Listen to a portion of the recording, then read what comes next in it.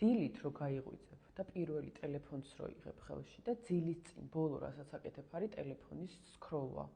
და მე გიკვირს, რატო ხარ გაღიზიანებული, რატო ვერ ისვენებ, რატო არ ხარ ეფექტური, შენი დღე რატო გადის ისე, რომ ვერც გაიგე. გაეშვი რა. ანუ დილით რო გაიღვიძებ, არ გეუბნები რომ საერთოდ ამოიღო, ან მესმის რომ ეხა 21 საუკუნეში ვცხოვრობთ, სოციალური მედიის გარეშე ვერ, ხო? ურთიერთობის ერთ-ერთი მნიშვნელოვანია, მაგრამ დილით რო გაიღვიძებ, პირველი რო გინდა რომ ტელეფონს მოკიდო ხელი და რომ დაიჭერ მაგ შენ ფიქრს, გადადე, ტელეფონს არ მოკიდო ხელი.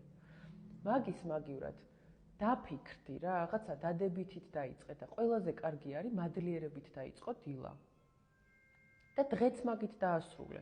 მოდი 1 საათი ცადე ძილის წინ, ტელეფონს არ შეეხო საერთოდ. აქვს რეჟიმები გადასარევი, ძილის რეჟიმები ტელეფონს თუ დააყენებ, შეტყობინებები არ შემოგივა.